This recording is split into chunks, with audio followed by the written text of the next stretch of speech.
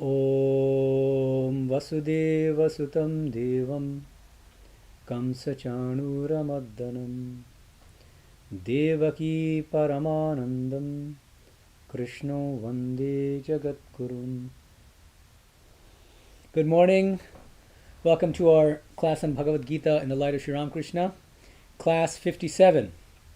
We are in the middle of discussing chapter 7 of the Gita. And a heads up for the next classes. We've got 2 classes for November. Sunday, November 9th is our next class. And then Sunday, November 30th. Okay, these are the 2 classes in November. I'll be traveling on the East Coast in between. Okay, so the assignment for our next class on Sunday, November 9th at 9:30 a.m. PST is, it's just a reading assignment. I'm not giving study questions, but it's to read Sri Aurobindo's Essays on the Gita, second series, chapter 3. And the title of the chapter is The Supreme Divine, pages 289 to 300. So it's an 11-page chapter. The thing about this chapter is he covers the last few verses of chapter 7 of the Gita and the entirety of chapter 8 of the Gita, all in one chapter of Essays on the Gita. So it's a very dense chapter, and it is probably one of the most technical discussions in the entire commentary, and that's not Sri Aurobindo's fault. It's because Gita is suddenly introducing a bunch of technical terms.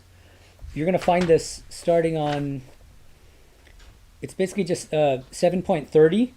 You get these terms like adhiyagya, adhibhuta, adhidevam, all these terms. So suddenly we have to understand what these technical terms actually mean. Okay, so I want you guys for the next class, 9th November, to read this chapter 3 from second series of Essays on the Gita, called The Supreme Divine. And it's going to be relevant for all the way up to chapter 8, when we discuss Gita chapter 8. So this one chapter, we're going to keep coming back. It's a chapter that requires rereading, frankly. So I've read it multiple times. I encourage all of you to read it at least twice to get a good sense of what's going on. Because in chapter 8, we start getting even more technical terms. And we really need to understand what they mean. Okay, so that's the heads up. So the next 2 classes, Sunday 9th November, Sunday 30th November.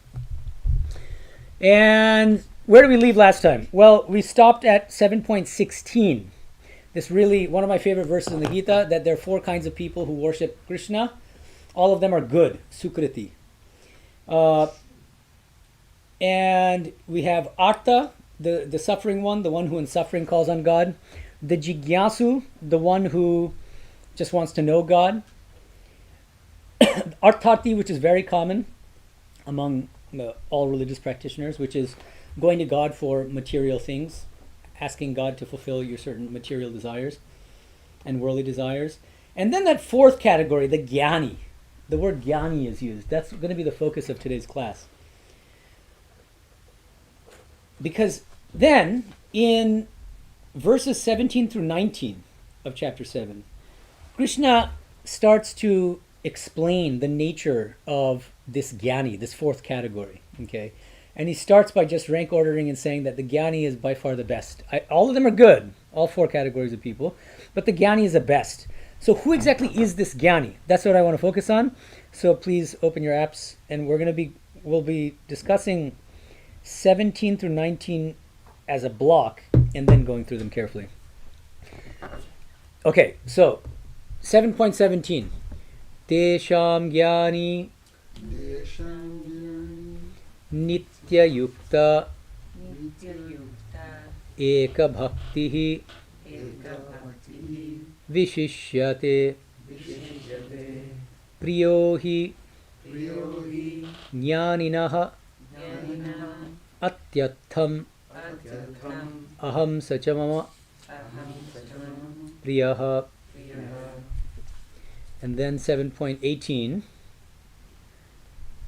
Udaraha Sarva evaite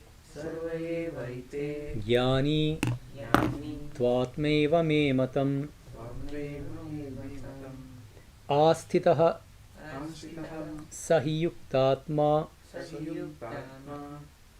Mamevan Uttamangatim And then 7.19. Bahunam Janmanam Ante Jnanavan Mam Prapadyate Vasudevaha Sarvamiti Samahatma Sudurlavaha. Okay, 7.19 is another one of my favorite verses. And it's especially significant for Sri Aurobindo, because as we'll see, he had the realization of that explained in that shloka when he was in jail in Alipur in Kolkata in 1908 to 9. We'll talk about that. Okay, so let's start with 7.17. Okay, so out of these four categories of people discussed in or mentioned in 7.16, the previous verse we discussed last time, the Jnani is the best. Why? Why is the Jnani the best out of all of them? Jnani just literally means a knower, okay? And usually when we hear the word Jnani, we think of a follower of the path of knowledge in Shankara's sense, okay? Let's try to withhold judgment on that, okay? Jnani, all it means is knower, okay? And remember, Gita was composed centuries before Shankara even existed. So there's no sense of classical Advaita at that time, and so we should be careful about anachronistically imposing later frameworks or reading them into the Gita as well. Let's just let the Gita and Bhagavan Krishna speak for himself. So here's how, in verses 17, 18, and 19, Sri Krishna explains, here's what I mean by Jnani. Okay? And we'll look at how Shankara interprets it too. It's very clever as always. Okay, so Tesham, among all these four categories of people, Nitya Yuktaha. Okay. The Jnani is, the first characteristic is here, look at the board here, Nitya Yukta, which literally means, Nitya means always or ever, and Yukta means union, connected, 24/7 connectivity with the divine. Okay, that's Nitya Yukta. Eka Bhaktihi, Eka means one, Bhakti means bhakti, devotion. So Eka Bhakti means one-pointed and perfect devotion toward the divine. So now this is already an unusual definition of a Jnani. Unusual from a Shankarite standpoint, because bhakti is extremely central to the kind of spiritual knowledge that this Jnani possesses. Okay. So now, Tesham Nityayuktaha Ekabhaktihi Jnani Vishishyate. So the Jnani out of all four groups excels, Vishishyate. He's the best out of all of them, or he or she. First of all, because of these two characteristics. Nityayukta, because he's ever in union with the divine, and because he has perfect bhakti. Perfect one-pointed bhakti for the divine. And then he Jnaninaha aham atyatham priyaha sahacha mama priyaha. Okay, so there's a kind of two-way street with the Jnani and God. The Jnani loves God perfectly, and God also, or the Bhakta, this Jnani Bhakta, is also very dear to God. So it's on both sides. God loves this Jnani very much. A term that comes to mind in Sri Ramakrishna's teachings is Bhakta Vatsal. I use this term a lot.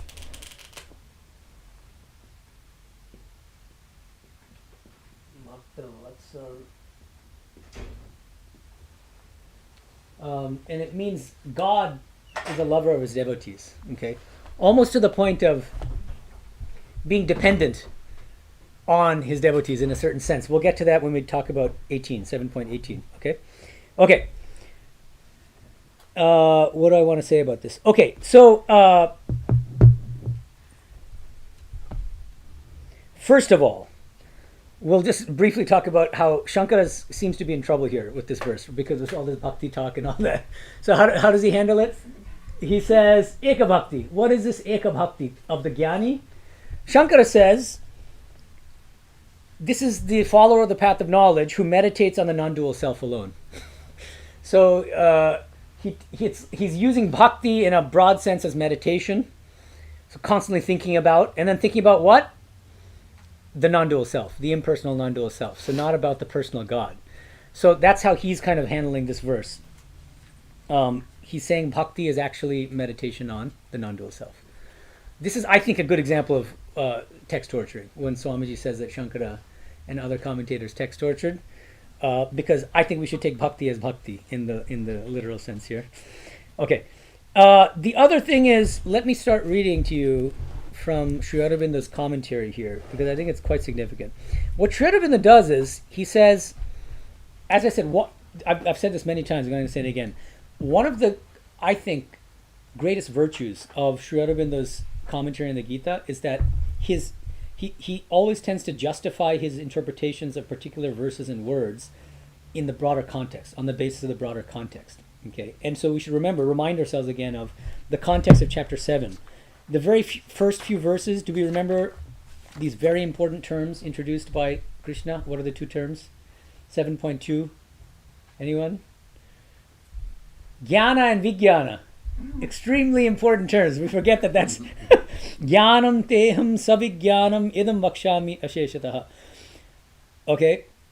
So that's the name of the chapter. Yeah, it's the name of the chapter too. And 7.2 specifically mentions these terms, Jnana and Vijnana. And then remember that verse 3 of chapter 7, right after that, following Manushanam Sahasrija, among hundreds of thousands of people, only a few strive for perfection. Among those strivers who attain perfection, only a few attain me, Krishna. Again, distinguishing, at least on Sri Aurobindo's reading, the Jnani's perfection from the Vijnani's perfection. So now, let's keep that context in mind. So what Sri Aurobindo does here in his interpretations of 17 through 19 is to say, what exactly is this, or who exactly is this Jnani in 7.16? It's the Vijnani, mentioned in 7.2 and in 7.3. So see how beautifully he connects these verses together. Okay. What distinguishes the Jnani from the Vijnani? The Jnani is the one who has the direct knowledge of the non-dual self, Shankara's highest goal, reaching the roof in Sri Ramakrishna's metaphor. And the Vijnani is the one who has that and then goes further to attain Vijnana, realizing that the divine is not only Nirguna but also Saguna, impersonal but also personal, with form, without form, and instead of seeing the world as a dream, sees everything as God. So keep all that in mind. So now I think this is a really good example of how Sri Aurobindo very skillfully and in a sophisticated way interprets these verses in the Gita in the light of Sri Ramakrishna's Vijnana. Okay? I hope we can already see, because, let me read to you from the commentary, 284. Here's how Sri Aurobindo describes in one phrase the spiritual state of the Jnani described in 7.16. He says, it is a bhakti of an integral knowledge. Bhakti of an integral knowledge. Okay. Again, integral knowledge here in Sri Aurobindo's lexicon is kind of technical. It's Vijnana, because integral means all-encompassing and broad and comprehensive. So the integral knowledge of the impersonal, personal Purushottama. Okay? And why is it bhakti? Because it's both nirguna and saguna. So you practice devotion toward the personal aspect, the Shakti aspect of the infinite Purushottama. And you also realize your identity with the non-dual pure consciousness, which corresponds to the nirguna aspect of the same impersonal, personal Purushottama. Okay. So now, let me read you from the bottom of 284. So he says, all four of these categories are approved by the Gita, but only on the last does it lay the seal of its complete sanction. The Jnani is the best out of all four. All these movements, without exception, are high and good, udaraha sarva evaite, but the bhakti with knowledge excels them all, vishishyate. Bhakti with knowledge. So it's both. We may say that these forms, we can skip that a little bit. Okay. The Gita itself here says that it is only at the end of many existences, this is now he's explaining 7.19, that one can, after possession of the integral knowledge and after working that out in oneself through many lives, attain at the long last to the transcendent. Actually, I'll get to that in a second, because we haven't gotten to verse 19 yet. But let me read you his explanation of 17. So he says, thus by spiritual development, devotion becomes one with knowledge. The jiva comes to delight in the one Godhead. In the divine, known as all being and consciousness and delight, and as all things and beings and happenings, known in nature, known in the self, known for that which exceeds self and nature. This sentence, we could easily miss the technical side of this.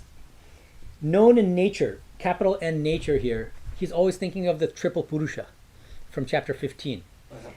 So, no, this is going to be, of the three Purushas, Kshara Purusha. Known in nature, so Kshara Purusha. And then known in the self, that's the Akshara Purusha, which is the non-dual self. And then known for that which exceeds self and nature, Purushottama, from chapter 15. You see, so he's mentioning all three of them. And then he says, he is ever in constant union with him, Nitya Yukta. So 7.17 now, he's explaining it directly. He is ever in constant union with God. And remember, how does Sri Ramakrishna distinguish the Jnani from the Vijnani? One of the ways. He uses different, he explains it in different ways. But one place he says, the Jnani knows that God exists, but the Vijnani has a deeper, more intimate kind of connection with God. And the Vijnani is always talking to God and communing with God in different ways, relating to God all the time. Okay, so I think this is a good way of thinking about Nitya Yukta here, ever connected with God. Sri Aurobindo says, his whole life and being are an eternal yoga with the transcendent, than whom there is nothing higher, with the universal besides whom there is none else and nothing else. On him is concentred all his bhakti, eka bhakti. So it's a total devotion toward God alone. Not on any partial Godhead, rule, or cult. Not on any partial Godhead, rule, or cult is now anticipating the next verses. We'll get to that hopefully toward the end of this class. Verses 20 to 23 of chapter 7. Okay. He loves perfectly the divine and is his beloved. For as he takes joy in the divine, so too the divine takes joy in him. This is the God lover who has the knowledge, Jnani Bhakta. Notice, Jnani Bhakta. And this knower, says the Godhead in the Gita, is myself. The other sees only motives and aspects in nature, but he, the very self-being and all-being of the Purushottama, with which he is in union. Okay. All right, so this is chapter 7, verse 17. Sri Aurobindo, I think, is starting to make a pretty compelling case that the Jnani of 7.16 is Sri Ramakrishna's Vijnani. Okay? The Jnani with integral knowledge and bhakti at the same time. So now, verse 18. Udaraha sarve evadi. Okay, so I'm just looking at the Anvaya, the rearrangement. So, ete sarve udaraha. So all of these, all four categories of people are udara. They're noble. They're good. Eva. Jnani to me atma eva matam. This is a very interesting phrase. But the Krishna now says, but the Jnani among all four categories is the one who is my very self. Me atma eva. Okay. He is my atma. Krishna says this about the Jnani. The Jnani is my very atma. Okay. He yukta atma saha. So his self is ever yukta. It's always in union with me. That's the way that Sri Aurobindo takes it. Saha anuttamangatim mam eva asita, and he takes me to be the supreme goal. Okay? Okay, now, let's just focus on this phrase, which I think is really interesting. Me atma eva, and of course, different commentators have a field day with it. Let's start with Shankara, because now we saw that he was in a bit of trouble in 17, right, the previous verse, because of this term bhakti, which he ends up having to interpret as meditation on the non-dual self. Now here, he feels vindicated. Why? Because, see, Krishna is saying that the Jnani, what makes the Jnani so great, so special, is that he is the very self of Krishna, the non-dual self. And so, what does Shankara say? How does he explain this phrase? This is the Jnani, the knower of Brahman, who says, Aham Brahmasmi. I am one with Krishna as non-dual pure consciousness. Okay. So, this is the classical Advaitic interpretation. Now, how plausible do you find it? That's up to you. I'll leave it up to you guys. Think about it. But this is how Shankara interprets this verse. The same old classical Advaitic, I am non-dual pure consciousness. Now, Ramanuja and Swami Tapasanji both, I think, have a very similar reading. Not a coincidence, because, as we know, Tapasanji is strongly influenced by Ramanuja's reading. So let me first share with you Ramanuja's interpretation of the same phrase, me atma eva, and see how different the interpretations can be. So, how does Ramanuja understand Krishna saying that the Jnani is my very self, my very Atman? He says, I deem the man of knowledge to be my very self. I consider myself as depending on him for my support. This is a very interesting. God is depending on the bhakta. This is very much how Sri Ramakrishna, when he's explaining ecstatic bhakti, how the God becomes he so loves his devotee, he becomes dependent on him.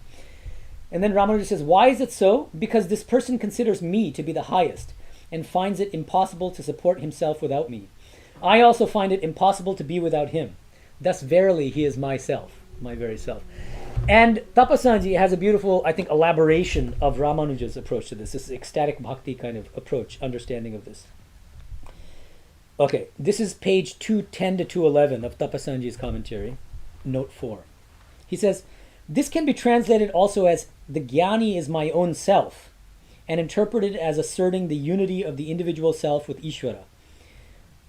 So that's the classical Advaitic interpretation I just explained, Shankara's interpretation. So Tapasanji says, like Aham Brahmasmi, I am non-dual pure consciousness. We're one with the personal God as non-dual pure consciousness.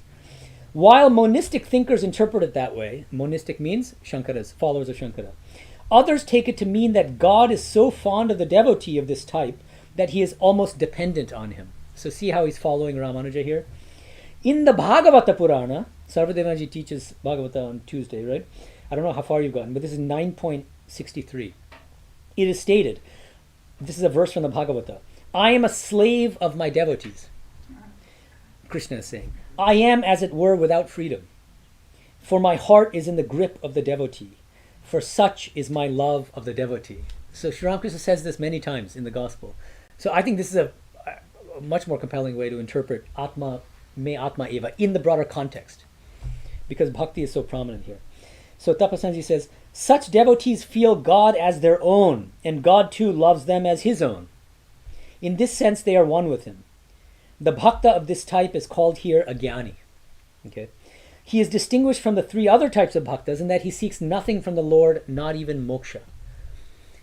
See, the jigyasu is better than the people who go to God with worldly desires because he just wants to know God, but he still wants liberation, right?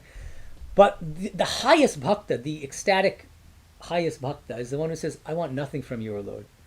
I want you alone. And you can decide. I'll come back again and again to serve you and to worship you. Yeah. Well, is wanting constant sense of connection? Mm-hmm. Isn't that a wanting? Mm-hmm. Yeah. Not allowed either? Yeah, of course. Vyakulata. So Sri Ramakrishna will say that's the one thing that we do need in spiritual life. That's the whole purpose of all spiritual practice, is longing for God, wanting God alone. But you don't ask anything from God other than pure Stick bhakti. around. Yeah, just total surrender. Surrender to God and let God do whatever she wants with me, Okay, so to such a one, okay, we don't need to read more, but you get the idea now. Okay, so now that's Tapasanji. So I really like Tapasanji's understanding of this. And Sri Aurobindo, along similar lines, I've already read the passage, but he says, he interprets this Me Atma Eva as the Vijnani who realizes that he is the very self-being and all-being of the Purushottama, with which he is in union. Which means what? The Vijnani realizing that there's nothing but the Purushottama, and that he himself is one manifestation of that Purushottama, and that the Purushottama manifests playfully as everything and everyone in the universe. That's how I see it. Okay, so he's one with the Purushottama in that sense. So I think it is very compatible with Tapasanji's and Ramanuja's interpretation. But I think both are necessary to really appreciate the full devotional depth of this beautiful statement, Me Atma Eva, that the Vijnani, the Jnani, is the very self of Krishna, the Purushottama. Okay. Now, let's look at 19. Okay. Bahunam Janmanamante, after many, many lifetimes. So this is the doctrines of karma and rebirth, which we'll talk about in detail in my Sunday talk coming up. And in my book. Ante. So after many, many lifetimes, embodiments, Jnanavan, the Jnani, so Jnanavan is just the same thing as Jnani, person with integral knowledge. Mam prapadyate, attains me, says Krishna. Sarvam, what is the realization of this person who attains Krishna after many lifetimes? Sarvam Vasudevaha iti. He realizes Vasudeva is everything. Sarvam just means all. Vasudeva is Krishna. Everything is Krishna. Krishna is everything. Okay, so notice how we need all three verses to really appreciate who exactly is this Jnani, and I think it's best to link it to verses 7.1, 2, and 3 earlier in the same chapter, using the term Vijnana explicitly, explaining that it's even greater realization than just Jnana. Okay, so notice how all of these are aligning with Sri Ramakrishna's teachings on the Vijnani, right? The Vijnani who is ever in union with the Purushottama, who has perfect devotion toward God, who realizes that the Purushottama has manifested as everything in everyone and is everything, right? Okay, so Saha Mahatma, so he is the Mahatma. He is the great souled one, Sudurlabha, who is so rare that you very rarely see. So again, this links up directly with 7.3 again. Because even more rare than just attaining siddhi, perfection, is the even greater perfection of vijnana.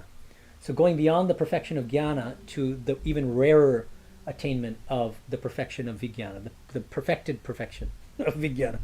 Okay. Okay, so now here, I wanted to mention Sri Aurobindo. He was jailed for a year, and in jail, he was, one second here, one of the few books he had with him, one of them was a Katamrita, by the way, and actually I should mention this for people who are interested.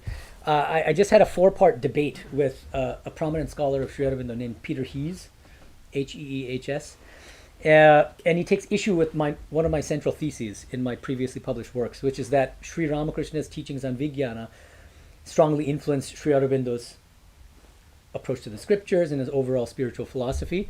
Peter Hees thinks that's wrong, and he thinks I don't present sufficient evidence. And so we have this really interesting back and forth debate of 4 parts. So he writes a critical essay on my work. I then write a response. He then wrote a response to my response, and then I wrote a final response. And we both get a little feisty at the end there. So the title of my final response is Beyond Pedantry. And it gets, I mean, well, I'll tell you why after the recording's over. But it's fun. It was a fun, it hasn't been published yet. But one of the things I mentioned, there are many things I mentioned, like one of the key, like the first essay I write in the debate is I use the quotation, "We derived from Ramakrishna," which are Sri Aurobindo's own words in a letter written around the time when he was strongly influenced by Sri Ramakrishna.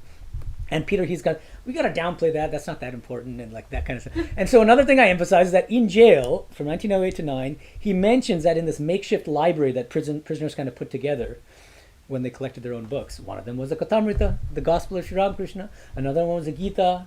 Okay.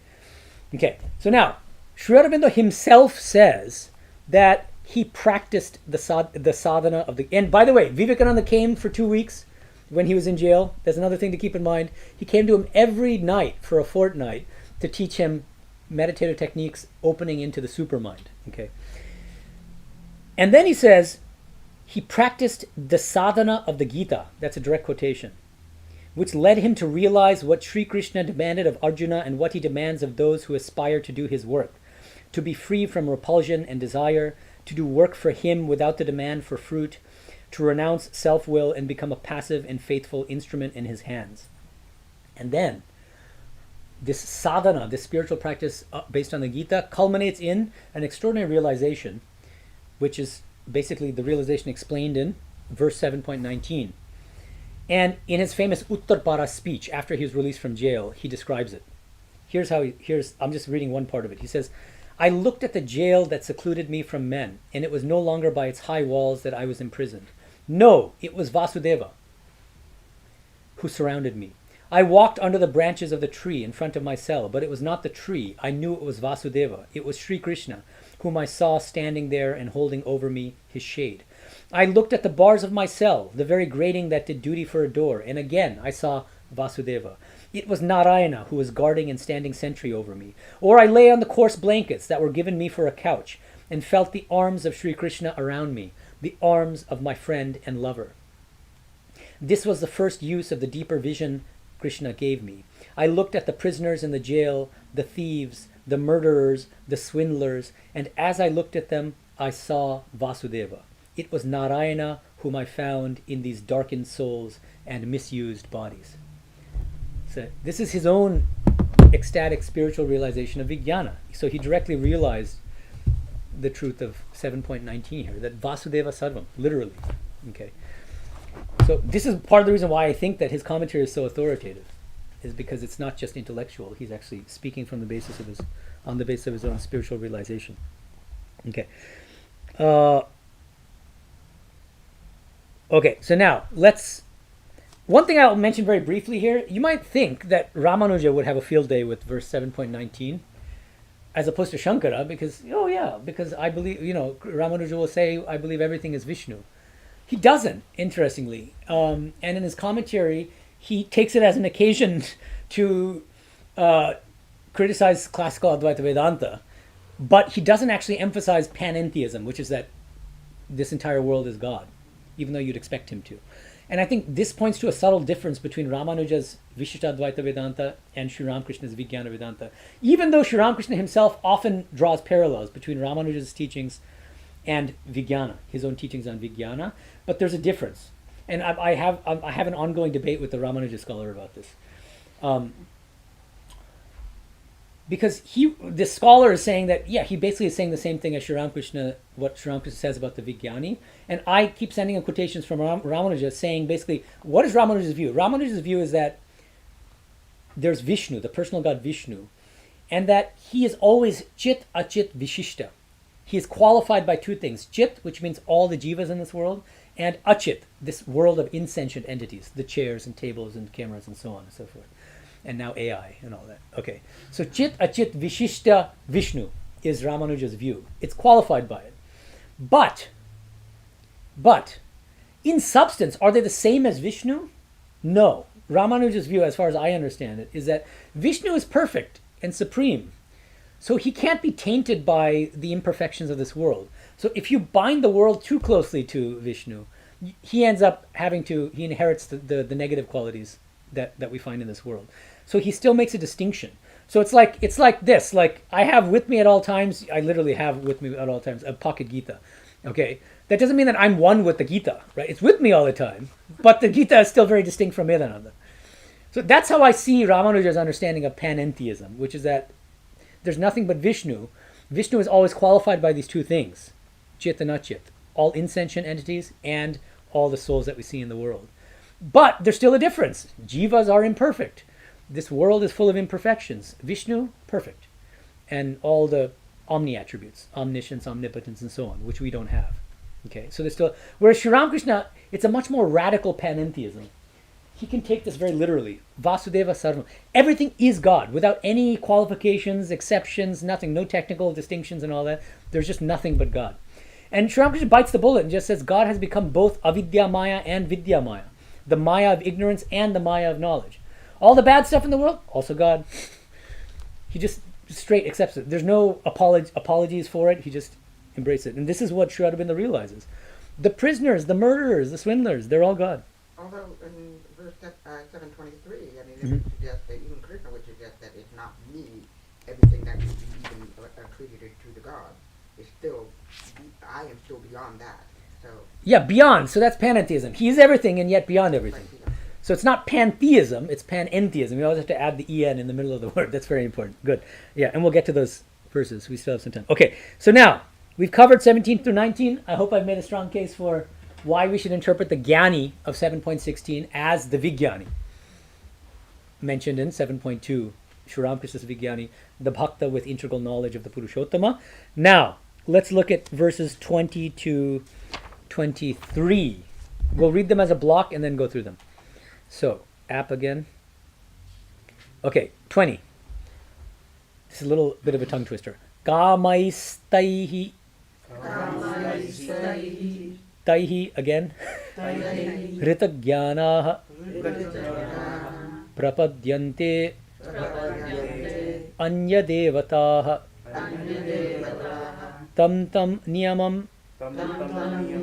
Asthaya. Prakritya Niyata Svaya 21. This is a fun one to recite. Yo yo yam yam Tanum Bhaktaha Shraddhaya Architum Ichchati Tasya Tasya Chalam Shraddham Tam Eva Vidadhamyaham Sataya Shraddhaya Yuktaha Tasya Radhanam Ihate Labate chatata kaman Chatatakkam mayevaha. Mayeva Actually, I think that's a typo.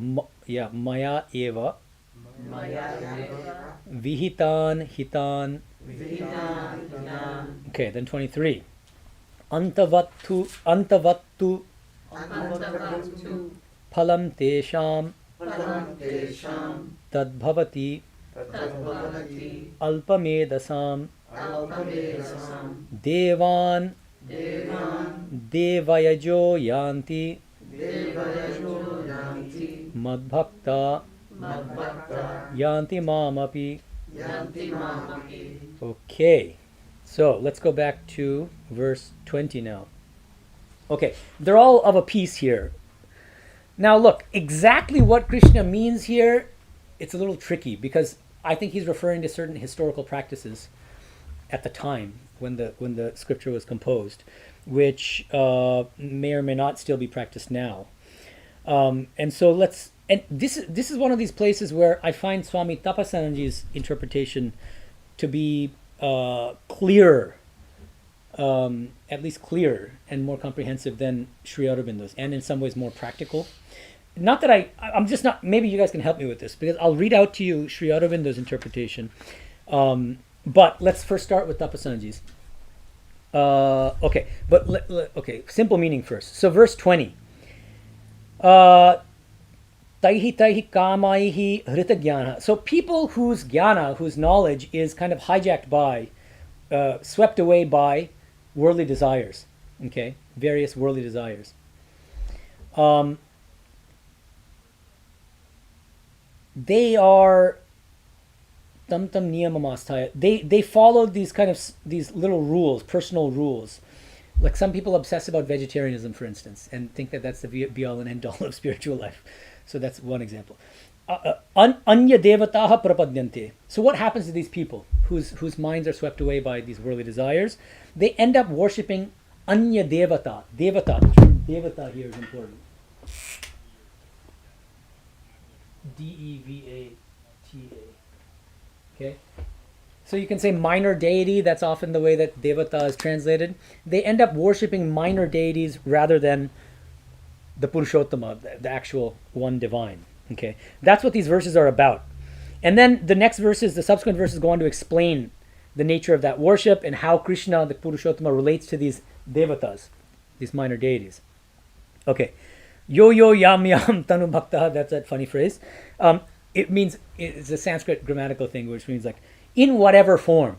Tanum here means literally body, but form. So in whatever form they worship me, says Krishna, okay, they still have faith in that form of God. So what does Krishna do? Krishna is very generous. He strengthens that faith that devotee has in that minor deity. Even though that devotee has no idea that Krishna is, working behind the scenes, and that deity is just a minor manifestation of Krishna himself. Do you see what I mean? Okay.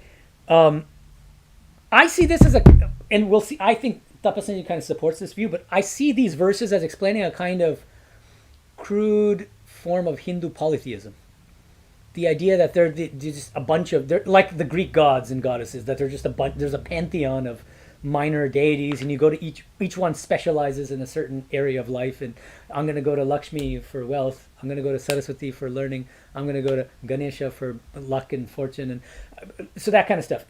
Now the thing is, that doesn't mean that you shouldn't go to them for those things, but I think the Gita standpoint is you should always keep in mind that Saraswati and Ganesha and Shiva and Lakshmi are all just different manifestations or aspects of one and the same divine Godhead.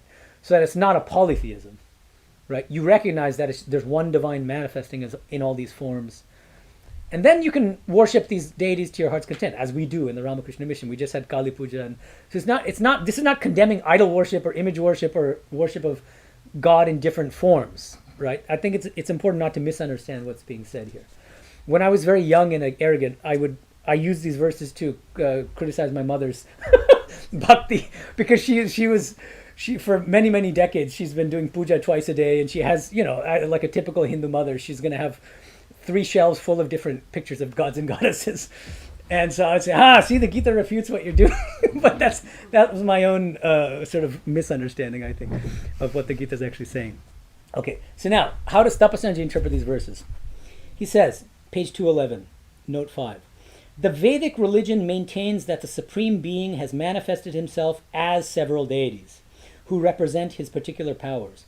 It is not that Vedic religion teaches a primitive polytheism, as its detractors hold. Unity of Godhead is a well-known doctrine, but it is also accepted that just as the one God has manifested himself as the world of multiplicity, so also he has manifested himself as deities. So actually this makes a nice segue from the previous verse, because remember, Vasudeva Sarvam. Vasudeva is everything. So that's not just the mug and the table and the laptop. Why can't it also be the different deities, the devatas, right? So that's an interesting way to connect the verses, even though he doesn't do it explicitly. Then Tapasanji says, they are the expressions of his power. These devatas, these minor deities, are expressions of Krishna's, the Purushottama's power. There are various texts inculcating the worship of deities for the attainment of boons or material welfare. The devotion of most persons is mainly motivated by worldly needs like cure of diseases, success in one's effort, securing wealth, etc. And when the worship of a particular deity is found efficacious, many become votaries of that deity. It is here pointed out that these ignorant votaries do not understand that the powers of the deities are derived from the Supreme Being, and that it is the Supreme Being himself that gives them the desired fulfillment. Let's pause here for a second. In our tradition, there's, I think, a good example of this. Holy Mother was extremely ill at one point in her life. She's in Jairambati. This is after Sri Ramakrishna's passing.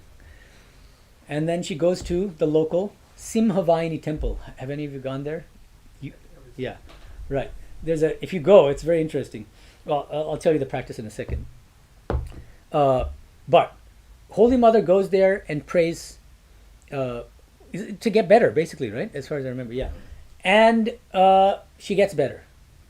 And she's, of course, a saint. And, so other people, when they hear this, they start flocking. So even now, people will go to Simhavayini Mother. It's a form of the goddess, of Divine Mother, to cure themselves of diseases. But what do? You go there, and then before you leave, there's a giant vat of dirt. And you ingest a little bit of that dirt. That's part of the practice. I did it myself, and I'm still here, so don't. But it's cute. But anyway, so yeah, if you have faith, you can cure yourself of whatever ailments or whatever, and people, they really have that faith. Okay, now, but What's the dirt significant of? It's her prasad in a way. It's like offered food, but it's just dirt instead. Soil. I don't know what you want, but it's dry. It's not that it's wet, but it's still, you still have some particles. Throw it in your mouth. It won't kill you.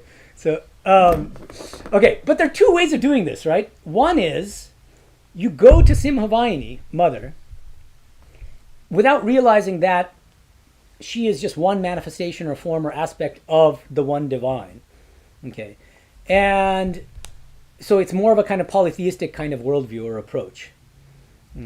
And going to these minor deities with your minor worldly desires, basically. And then you can go to Simhavayini and pray for material things, but knowing that she is just one frontal appearance of the one divine Purushottama. And so Tapasanji then, I think this is a very illuminating next paragraph. He says, it appears from this that Krishna is hereby exhorting people to worship the Supreme Being himself, for their material wants too, or to look upon the deities only as the symbols of the Supreme Being, and thereby convert their worship into the worship of the Most High.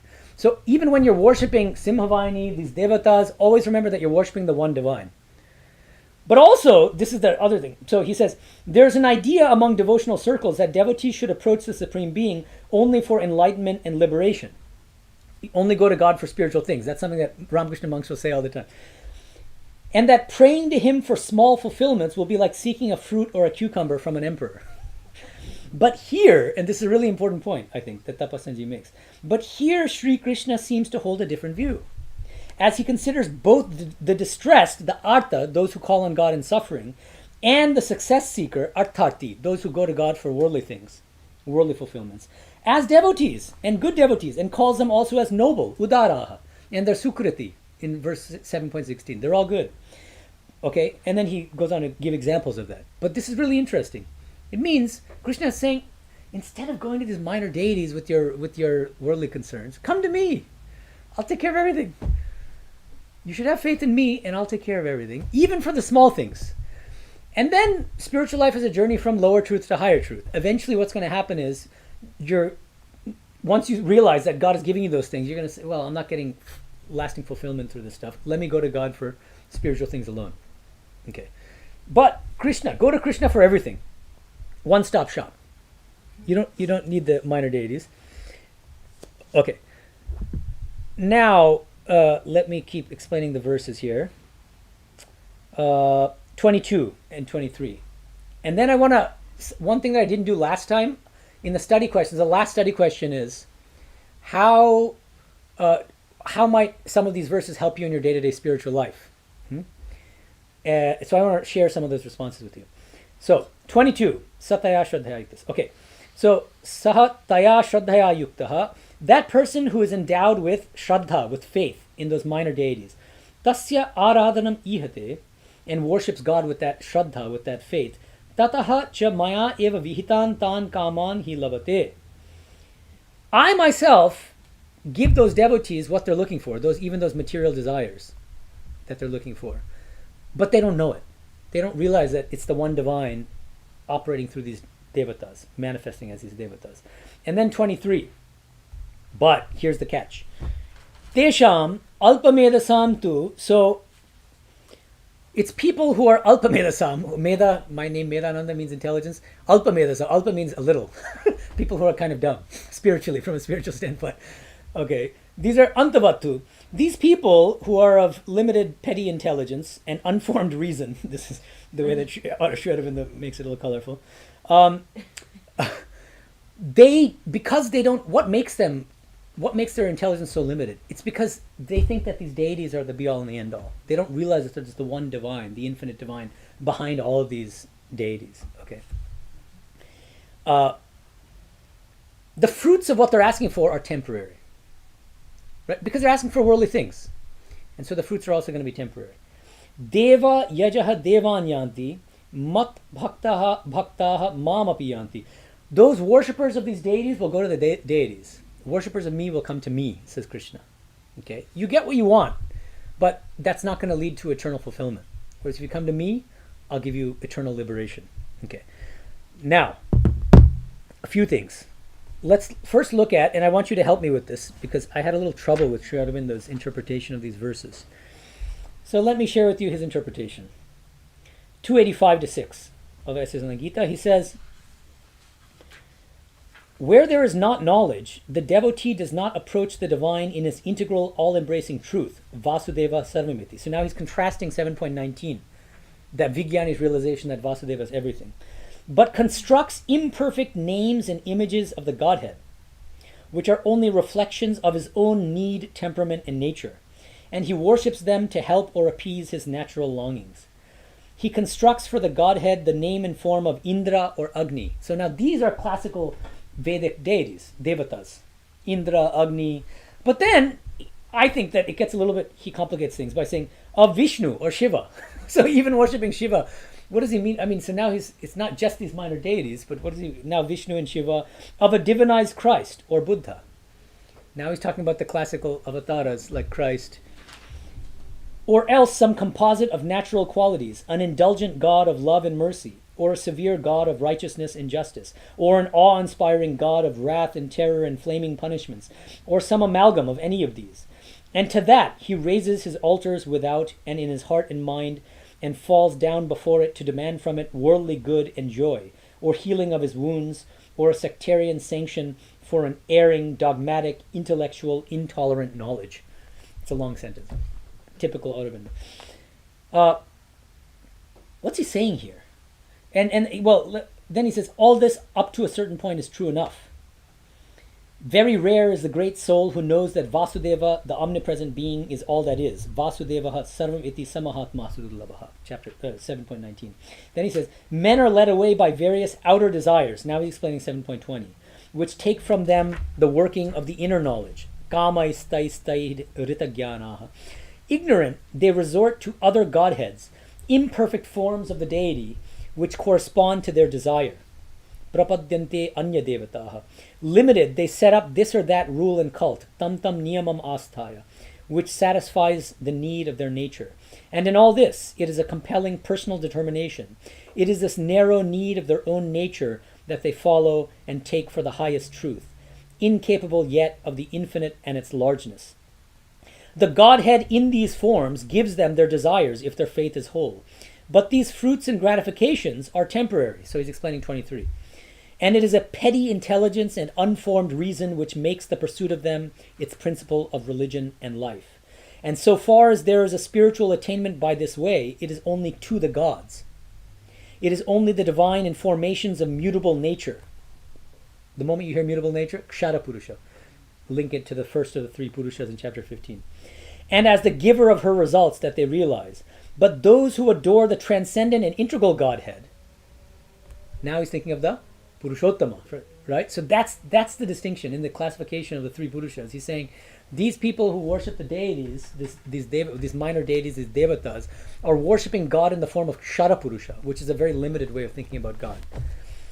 The right way is to think about God as the Purushottama, impersonal, personal, infinite Purushottama.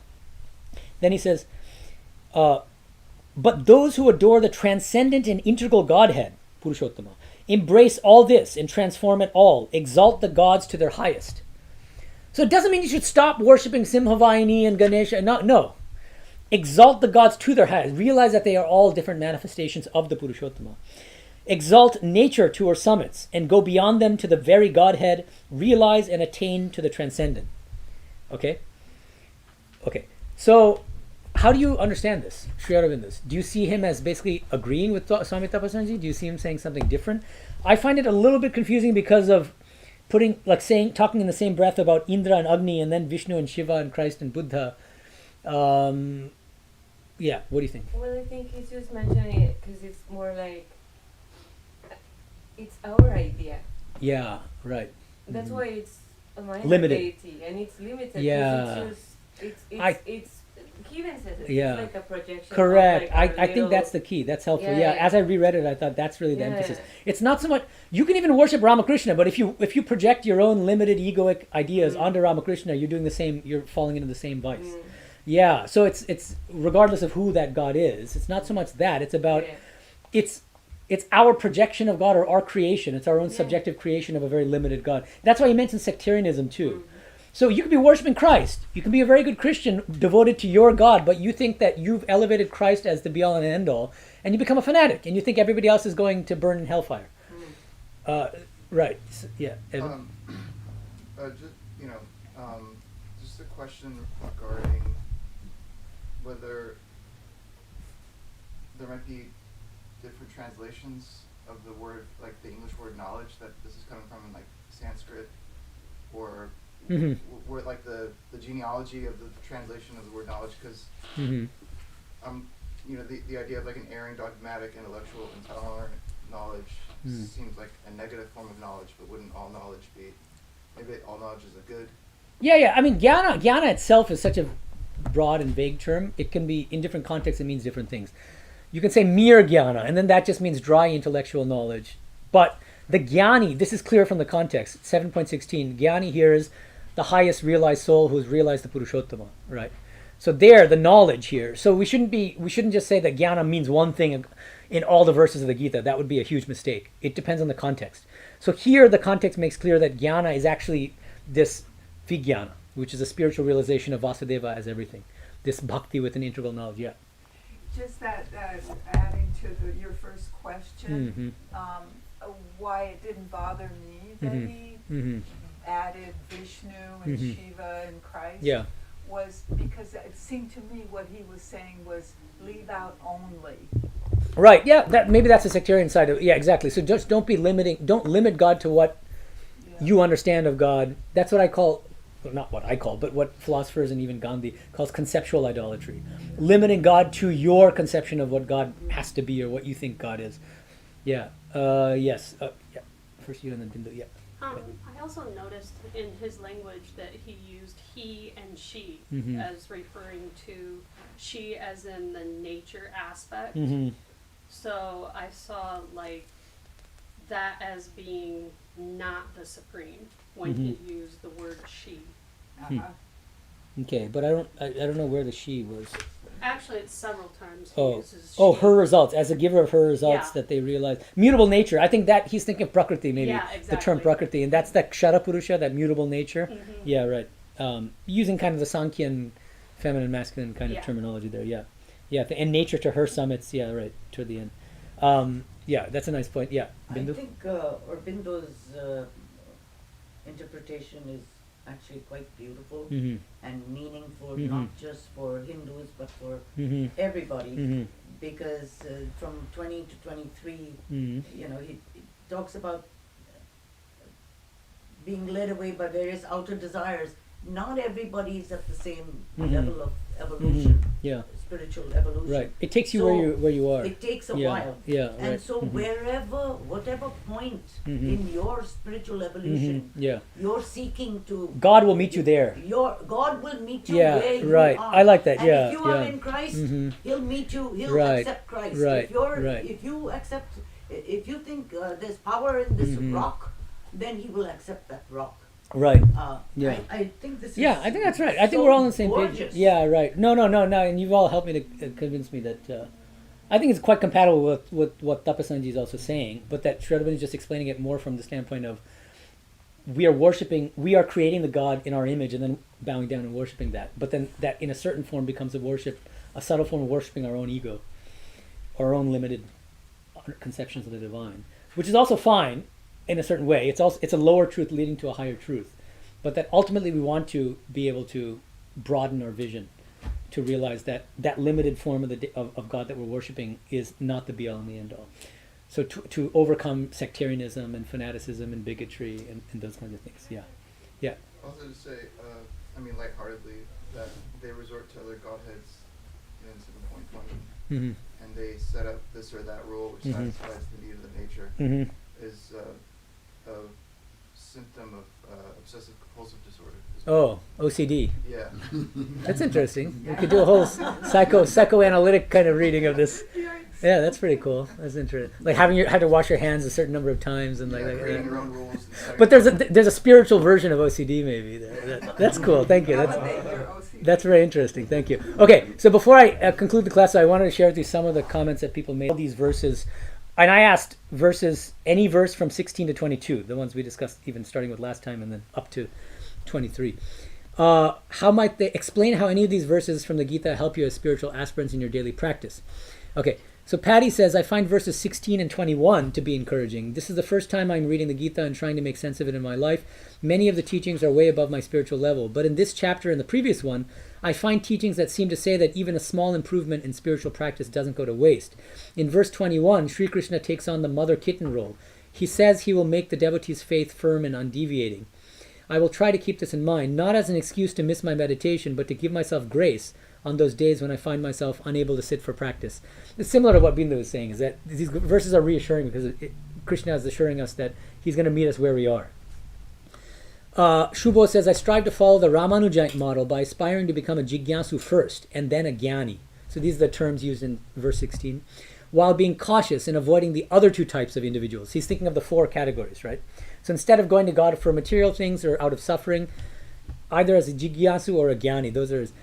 So he says he avoids, asking for God for materialistic goals or a safe haven within the material world. This idea is also reflected in verses 21 to 23, the ones we just discussed, where the focus is on not aspiring to be like those who ask God, meaning Krishna, Vishnu, Narayana, or gods for worldly benefits, that is, Artha and Artarti. Go to God and people spoken about in verses 21 to 3, go to small g gods. So he's emphasizing that small g devatas versus the big G, Krishna, i.e. non-Vishnu forms for the same goals which are perishable. The Srimad Bhagavatam is immensely helpful to me in this regard, as it is the strictest text on avoiding anything other than ekantika bhakti, so one-pointed devotion, even liberation, moksha. Okay, Anjana says, certain temples, deities have a powerful aura that is hard to explain. I definitely believe that there is more divine presence in some places. When I was younger, I used to go to God with prayers for fulfilling specific worldly desires. The blind faith in the deity helped me gain more self-confidence, positivity, and faith in myself. So there are real benefits in doing that, actually. These verses helps me to understand that it is the same Purushottama in all these different deities, and the source of all the powers is the one and same. One other thing that stood out for me is that it is God alone that gives us faith. Faith is one of the first steps that will lead to more spiritual practice, develop love for God, etc. So we could pray that God grants us more faith. Rather than asking a deity to fulfill my desires, my spiritual practice should progress towards decreasing my desires and giving the power of attorney to God. I'm slowly trying to give up control and understand that I'm not the doer, and it is all the Purushottama acting through me. So my prayers have changed to be more of helping me have devotion to Him and making me a worthy instrument of His will. It is very hard to give up control, and certain desires are hard to give up, such as praying for the welfare of my kids. She's married and has children. It will be a lifelong practice with the hope that His grace will come someday. So I appreciate all your honest and frank responses. And do you guys have any additional thoughts on how these verses, any of these verses, might help you in your day-to-day spiritual life? No? Feeling shy? Okay. Anyway, think about it. We can talk about it next time. So, one more time, heads up for those of you who came late, which is most of you. Come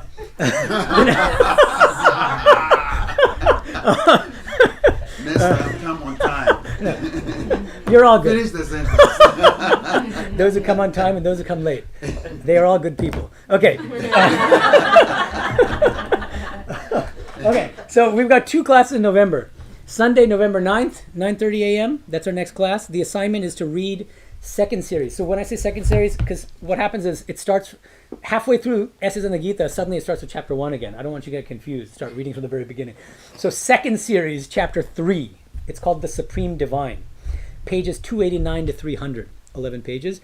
And it covers not only the last few verses of chapter 7 of the Gita, but also the entirety of chapter 8 of the Gita. So this is a chapter of the Essays on the Gita that we're going to keep coming back to for the next few classes, all the way up to the end of chapter 8. Because the last verse of chapter 7 is basically a prelude. It introduces all this technical language, which is further explained in the first few verses of chapter 8 of the Gita. That's what Sri Aurobindo is going to spend a long time explaining. But let's first read it once, and then we're going to have to reread it a second time and a third time to really understand. It gets very technical. Not because of Sri Aurobindo, but because the Gita itself gets technical and uses all these technical terms in a very technical way. So that's our first class in November, Sunday, November 9th. The assignment is just a reading assignment, no study questions. Read that chapter 3, The Supreme Divine, from Essays on the Gita. And then, the very end of November, Sunday, November 30th, 9:30 a.m. PST, is the next class in November. In between, I'm going to be on the East Coast for 2 weeks. Okay, so any questions before we wrap this up? I've got a Sunday talk. Great. Thank you, everyone. Om Shanti Shanti Shanti Hari Om Tat Sat Sri Ramakrishna Arpanamastu.